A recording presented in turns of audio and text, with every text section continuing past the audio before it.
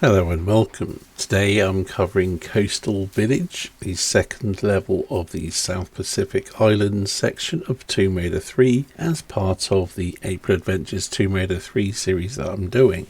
This level sees you starting out in the sea, swimming to the coast and finding your way to a coastal village, where you'll get problematic tribesmen trying to kill you and possibly eat you. This level was refreshingly short compared to the last couple. Not that it's overly short, and it's not the easiest one to navigate, but it did feel much more sort of tighter or more compact as a whole than the last few levels, and it took me a total of 45 minutes to beat it, which is a fair bit less than the last couple of levels. Although, having looked things up since, it seemed I bypassed a section of the game, or just, I guess it wasn't that important as I didn't do it, and didn't even realise that I didn't do it. Anyway, as you'll soon see, quicksand makes a return, as do arrow traps and navigating or climbing up through trees. The first of the real puzzles you have to solve is these, collecting these red serpent gems. You need to collect 3 of them to put it into some,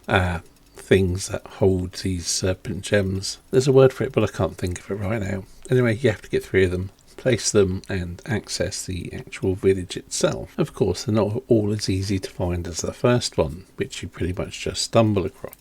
Once you're in the tribal village proper, you'll get more of the tribesmen who will be trying to kill you, and there are a series of pulley wheels which you have to pull in which to access other areas and open a hatch to allow you to get to the end of the level. Of course, it's not quite as simple as it sounds, but overall the level does feel a bit more like a level from Tomb Raider 1 or 2, being a little bit more linear and less expansive than the previous few levels I've done in this game.